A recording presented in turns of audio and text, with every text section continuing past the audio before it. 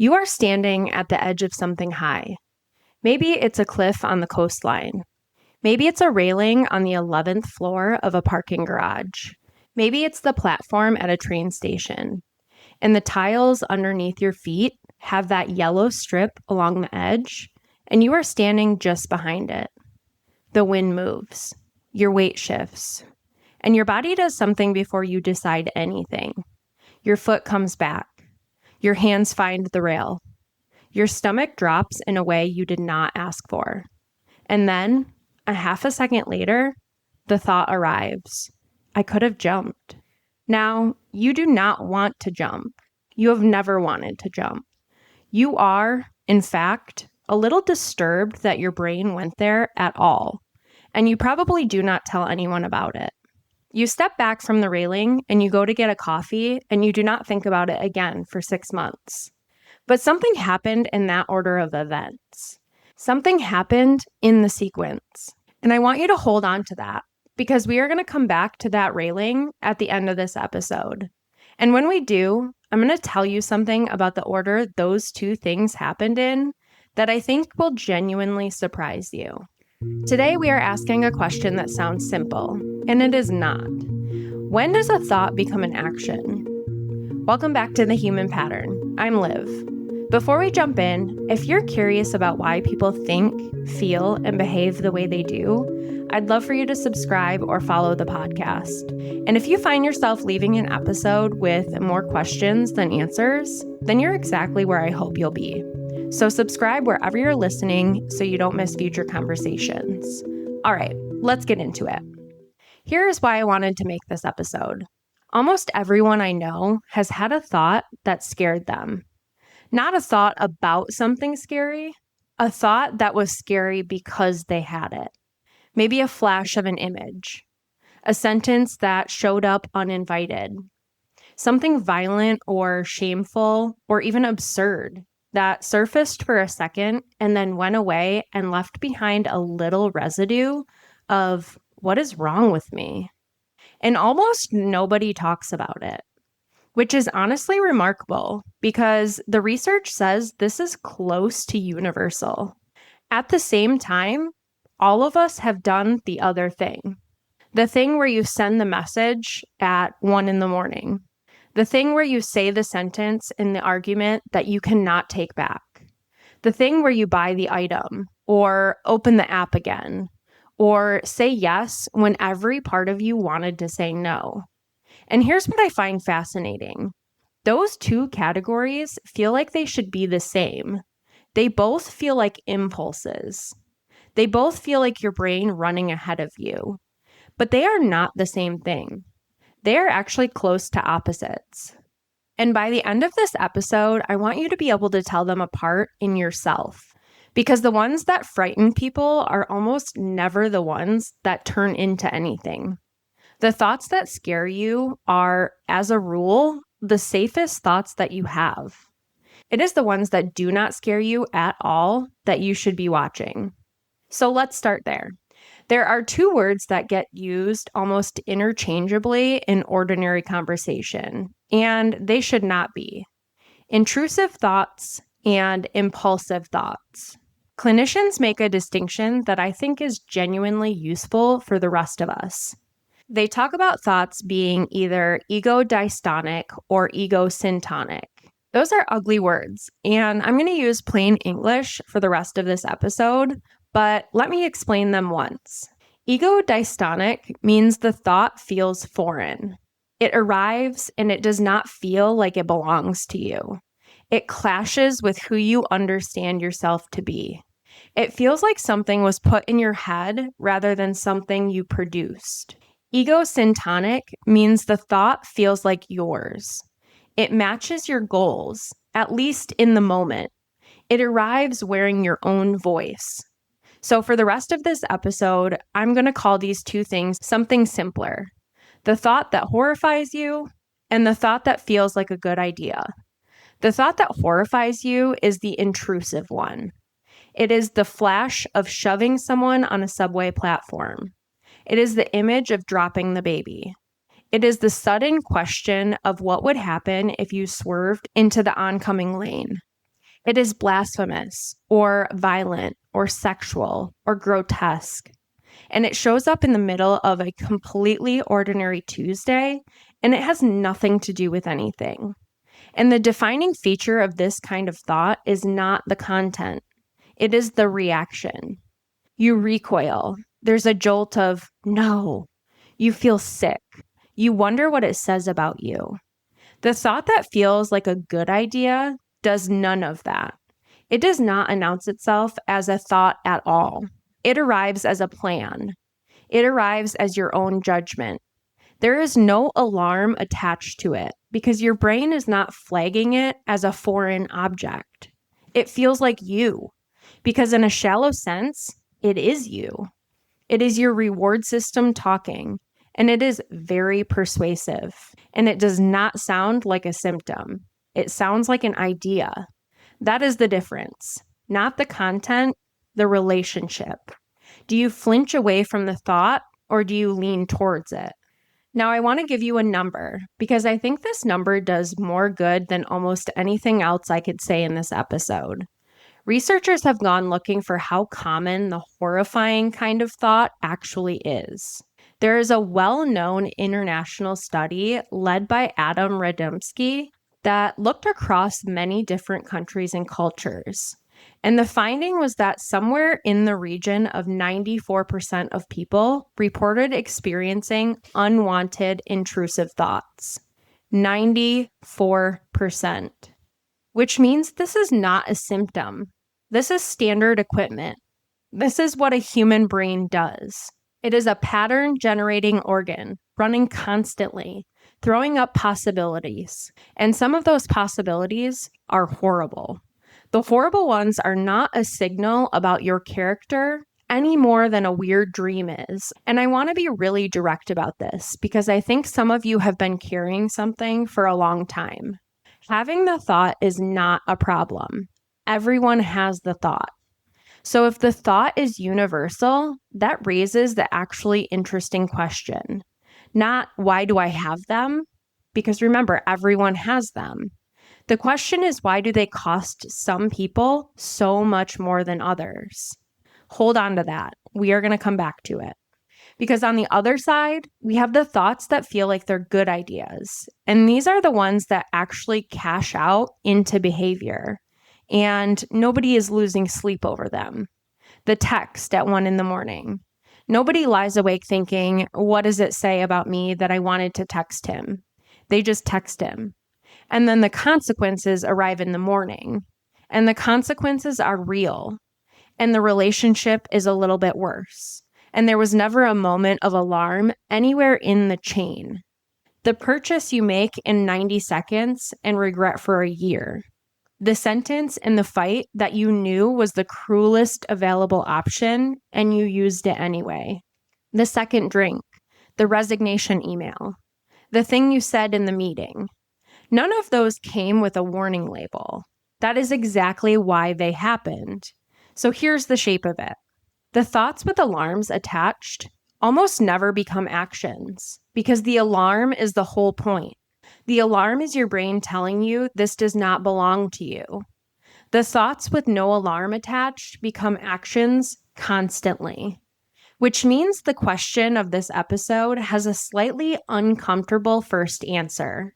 Thoughts become actions when nothing stops them, and the horrifying ones get stopped automatically by the horror itself.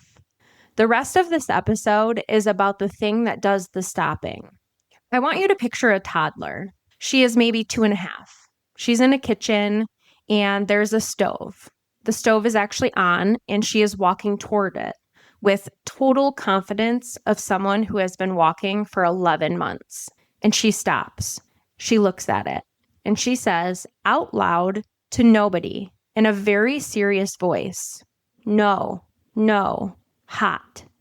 I love this. I love this more than almost anything in developmental psychology because what you are watching is the single most important piece of human machinery being installed. And for a brief window in life, you can actually hear it working. She is not remembering a rule. She is performing the rule out loud in her caregiver's voice, usually, because she cannot yet do it silently. Vygotsky called this private speech, and the idea is that it is the intermediate stage. First, a parent says no. Then the child says no to herself out loud. Then eventually, the speech goes underground and becomes inner speech.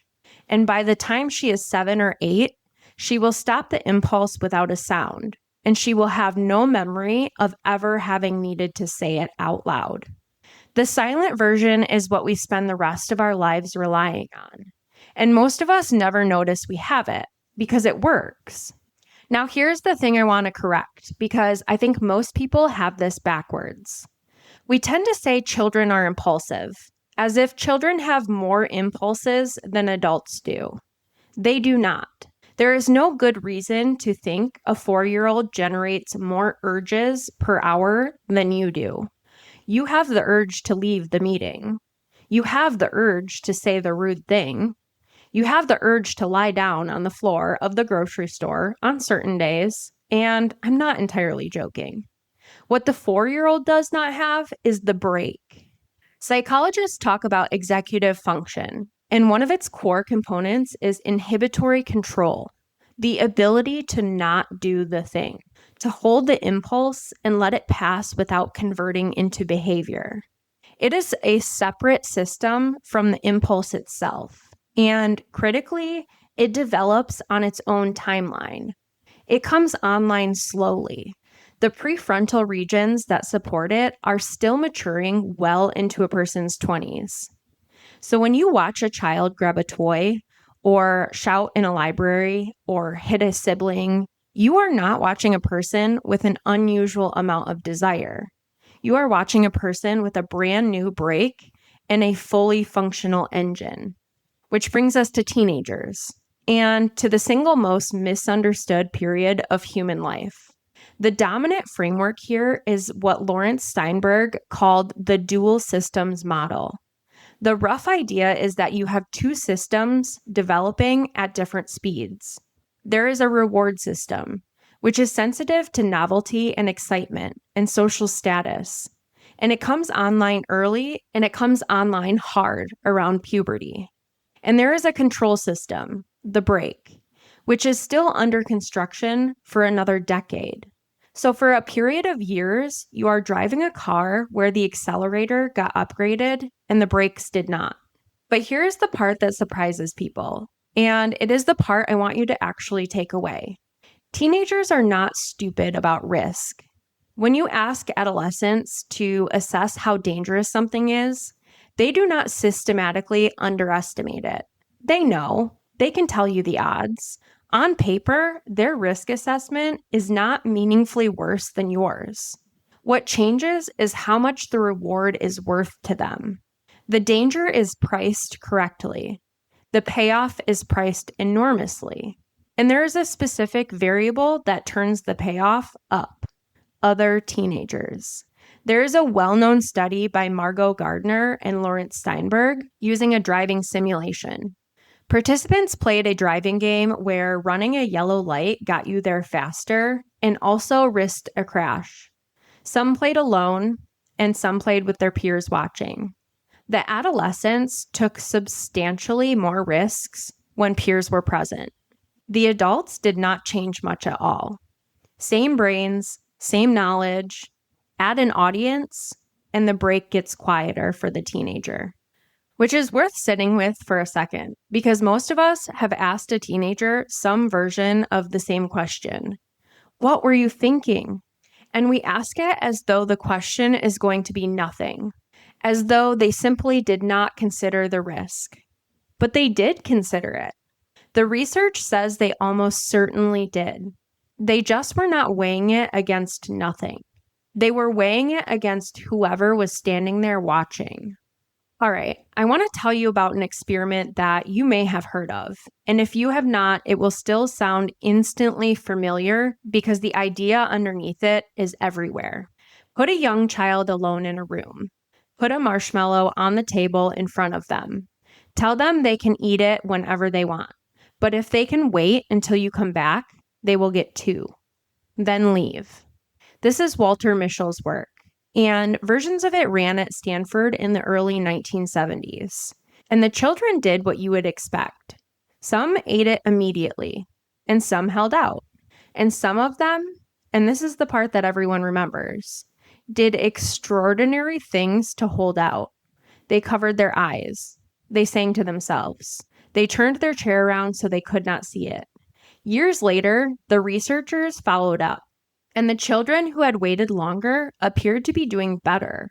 Higher test scores, more education, better outcomes across a range of measures. Now, here's what happened to that finding once it left the lab. It became one of the most repeated ideas in popular psychology.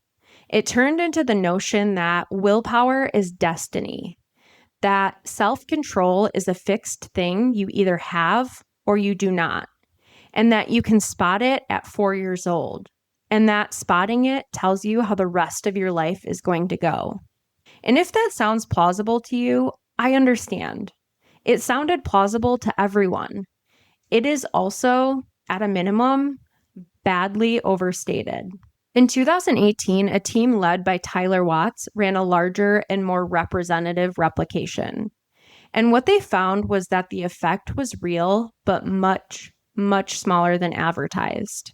And crucially, once you controlled for things like family income, maternal education, and the child's broader home environment, most of the predictive power drained away, which suggests something a bit deflating about the original story.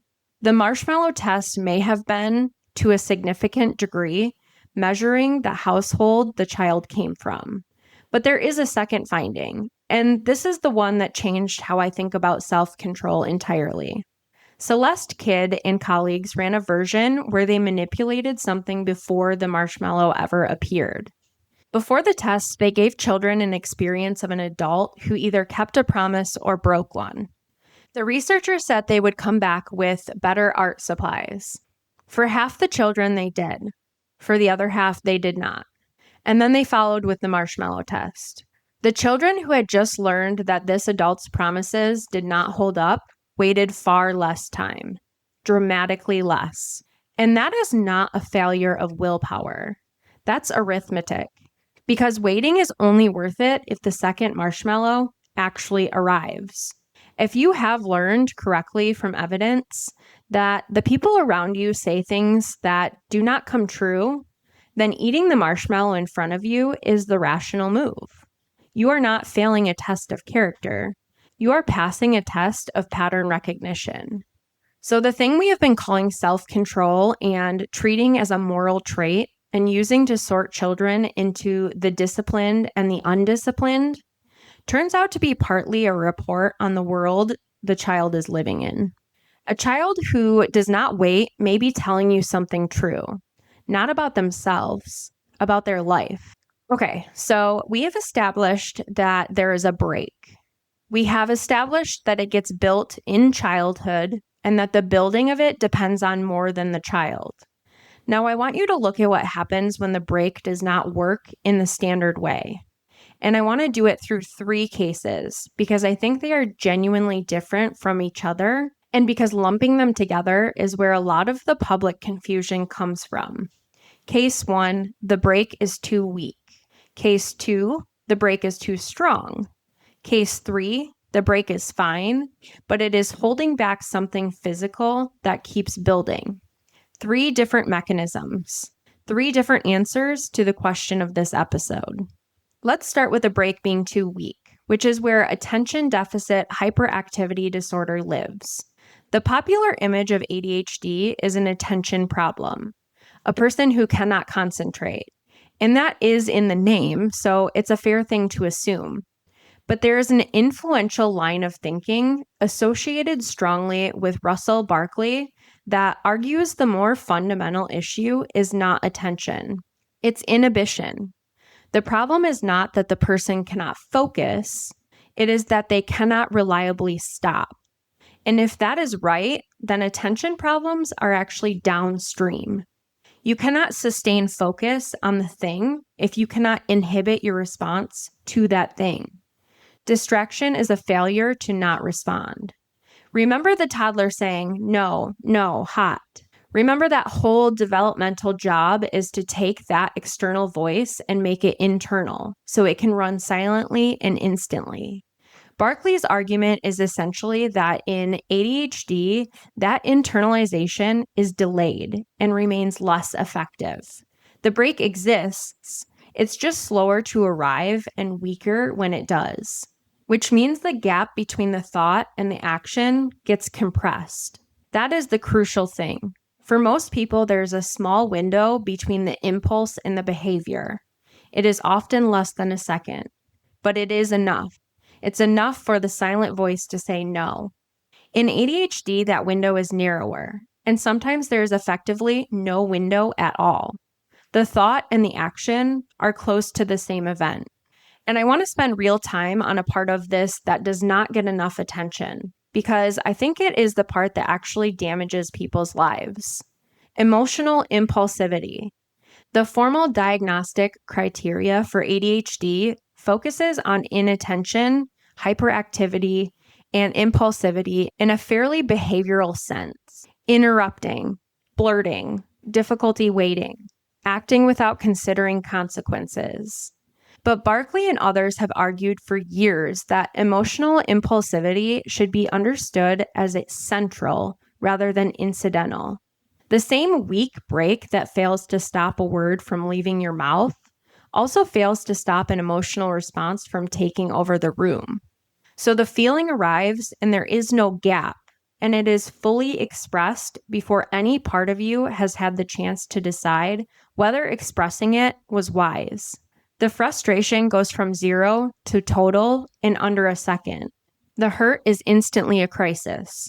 The irritation is instantly contempt. And then, 20 minutes later, it's gone. Genuinely gone. Which is its own problem, because the person on the receiving end is still standing in the wreckage of something you have already moved on from. I have heard people describe this as the part of it that costs them relationships.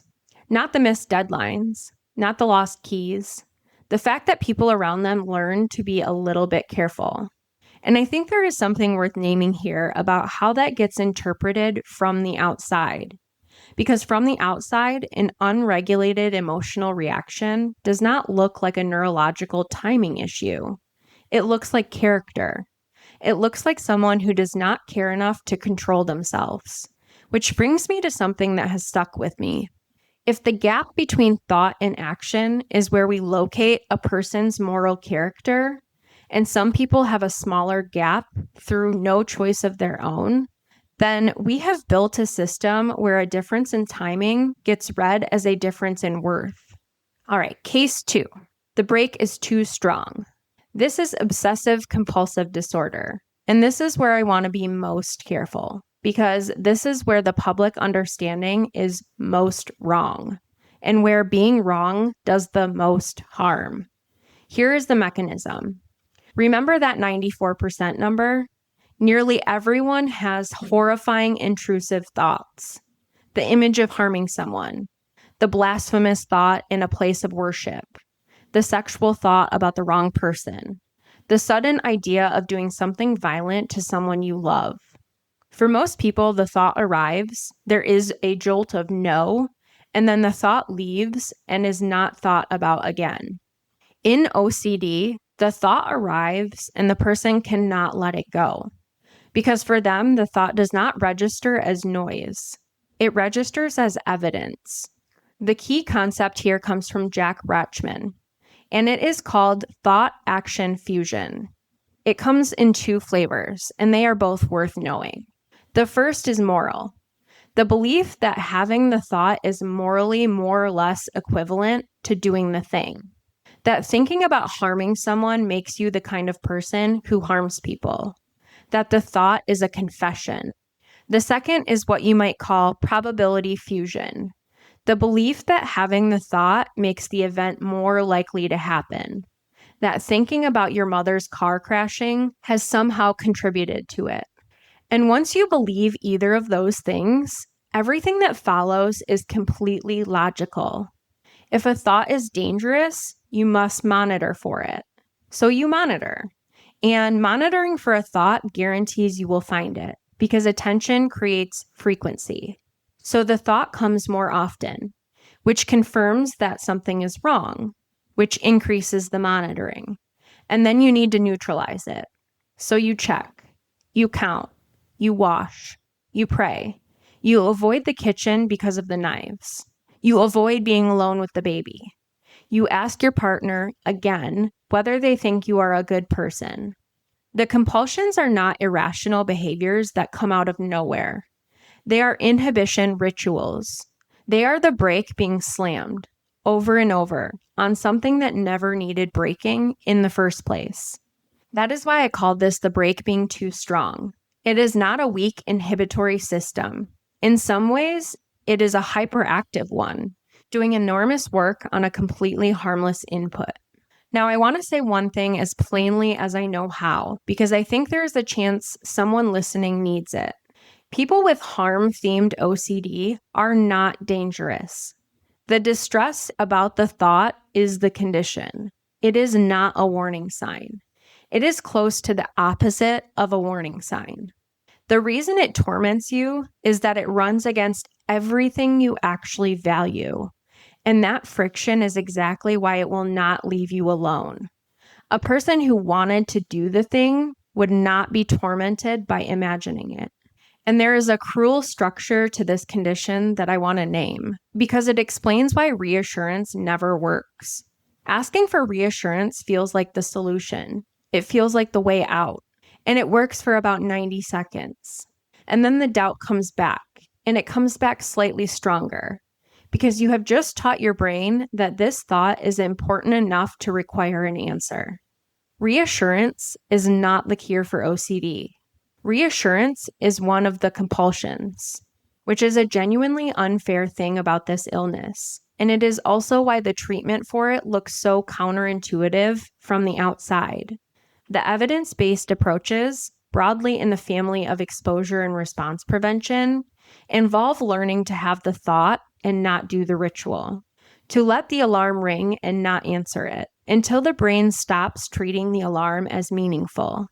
And that is hard, and it is done with a professional, and it works.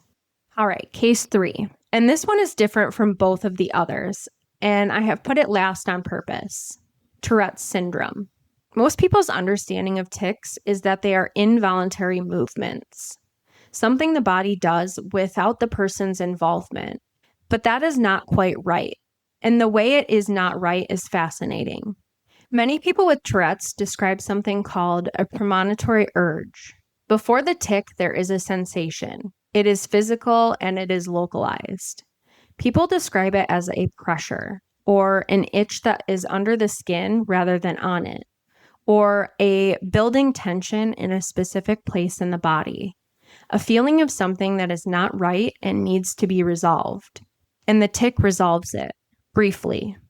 The closest thing most people have to compare it to is a sneeze that is about to happen, or the feeling right before you have to blink after holding your eyes open, or an itch you have decided not to scratch.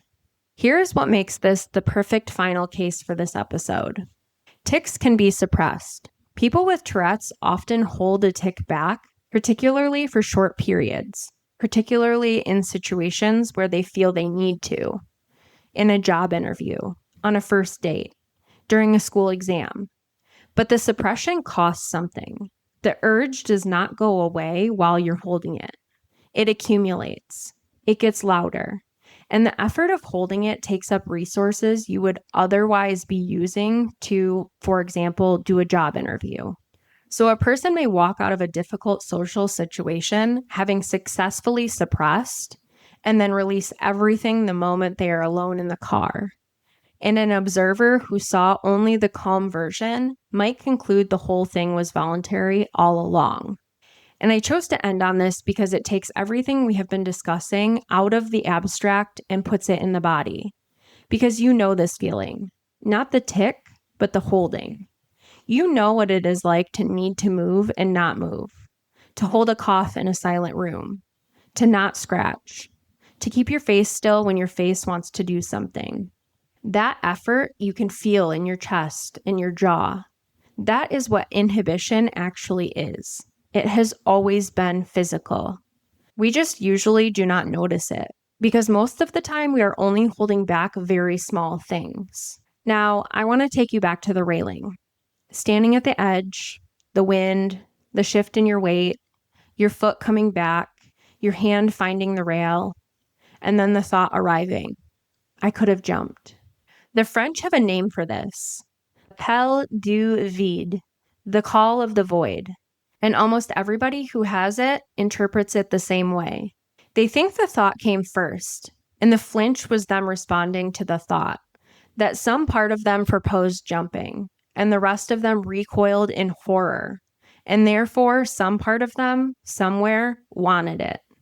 There is a piece of research I think about a lot on this. Jennifer Hames and colleagues studied this phenomenon, and they gave it a rather beautiful name. They called it the high place phenomenon. And their proposal was that the sequence people assume is happening is backwards. Here's the account. Your body has a fast, automatic safety system that runs far below conscious awareness. You get near the edge. The system fires. You step back. All of that happens before you know anything about it. And then your conscious mind, which arrives late to the scene, notices that you have just flinched. And it does what conscious minds do relentlessly, which is generate an explanation. It looks for a reason you would have jerked away from the edge. And the explanation it produces is, I must have been in danger of going over. The thought is not the cause of the flinch. The cause is the story you tell about the flinch afterwards to make sense of the movement you did not author. Which means, for a lot of people, this thought is not evidence of a hidden wish at all. It may be evidence of a safety system working exactly as designed, and of a narrator working slightly too hard to keep up. And that opens onto something bigger, which I will touch on briefly and not overstay. There's a famous set of experiments by Benjamin Libet from the 1980s.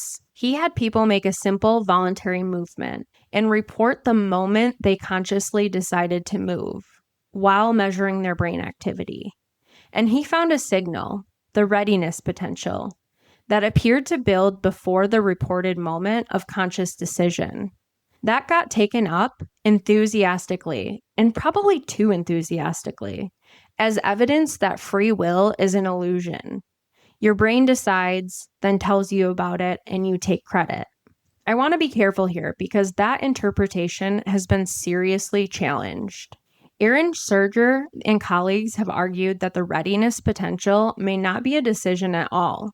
It may be ordinary, fluctuating neural noise, and when the noise happens to cross a threshold, movement occurs.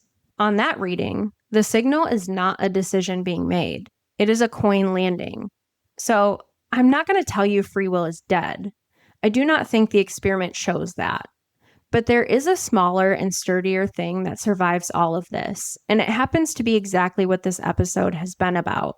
Even in Libet's own framing, there remained a window in which a person could stop a movement that had already began to be prepared. He called this the veto. So perhaps the initiating is not where our agency lives. Perhaps we do not really author the arrival of our impulses at all. They come from a process we do not see and cannot control, and they land in consciousness already formed. And what we have, what is actually ours, is the stopping, not the thought, the gap after it. So, when do thoughts become actions? Here is where I have ended up. They do not on their own. A thought has no power to become anything. What determines whether behavior happens is not the thought at all. It is what sits in the space after it. And that space is not a fixed feature of a person. It is a skill and a piece of equipment, and it has a history. It gets built in childhood, slowly, out loud at first, in someone else's voice. It gets built faster or slower, depending on the things a child does not choose. And whether a child learns that waiting is worth it depends on whether the people around them have been keeping their promises. It gets shortened in some conditions, so that the thought and the action arrive almost together. And the person is then judged for a difference in timing as though it were a difference in character. It gets turned against people and others, so that the brake is slammed on thoughts that never needed stopping. And a person spends years fighting a threat that was only ever noise. And in all of us, in a smaller way, it is the thing quietly doing its job every hour of every day. Every sentence you did not say, every message you did not send, every ordinary moment where nothing happened, and nothing happening was the achievement. So if you take one thing from this episode, let it be this: stop auditing your thoughts. The horrifying ones are not confessions. Nearly everyone has them. Their arrival tells you approximately nothing about who you are. Start paying attention to the other kind. The ones that arrive with no alarm at all. The ones that feel like a good idea at 1 a.m. Those are the ones that turn into things. You are not what crosses your mind. You are what you do in the second afterward. All right. Before I go, the human pattern challenge for the week. This one is very small and slightly embarrassing, and I want you to do it anyway. I want you to go back to the toddler in the kitchen. No, hot. Here is the challenge. This week, when you catch yourself in one of those thoughts that feels like a good idea, the one with no alarm on it, I want you to say it out loud. Not the thought, the break. Out loud, in an actual voice, to nobody. Something like, no, I am not sending this text message at 1 a.m. Or, no, we are not opening that app again. Or just honestly, no, hot. I know how that sounds, but there is a reason for it. The whole developmental story we talked about today is that inhibition starts outside the body and moves inward. First, somebody else says it, and then you say it to yourself out loud. Then it goes silent and you stop noticing it exists. And the trouble with the silent version is that it is very easy to talk over. It is a whisper competing with something that feels like your own excellent judgment. Saying it out loud puts it back outside your head, where it is harder to ignore. You are taking the brake out of the quietest part of your mind and giving it a voice again. And here's the part I am actually curious about. Notice what it feels like in your body when you do it. That resistance, that physical push in your chest. The thing we talked about with holding a cough or not scratching an itch. That is not a metaphor. That is the machinery. Most of us go our whole lives never once feeling it because we only ever use it on small things. So that is the week. Catch one thought that feels like a good idea. Say the break out loud and pay attention to what stopping actually feels like from the inside. Let me know how it goes. I genuinely want to hear. And one last thing before I go, and I mean this sincerely. If some of what we talked about today felt less like an interesting idea and more like a description of your life, that is worth taking seriously. Intrusive thoughts that will not let go, or a break that never seems to be there when you need it, are both things that respond well to proper treatment. Talk to a doctor or a mental health professional. This is a solvable category of problem, and you do not have to figure it out from a podcast. And if you're in a harder place than that, if any of this landed somewhere darker, or you are having thoughts of hurting yourself, please reach out to someone right now. In the United States, you can call or text 988. That is the Suicide and Crisis Lifeline. It is free, and it is available all day, every day. You can call it even if you are not sure things are bad enough to call it. That is what it is there for. Be sure to subscribe wherever you're listening, and if you're enjoying the human pattern, a rating or a review helps more people find the show. So until next time, stay curious, question the pattern, and I'll see you in the next episode.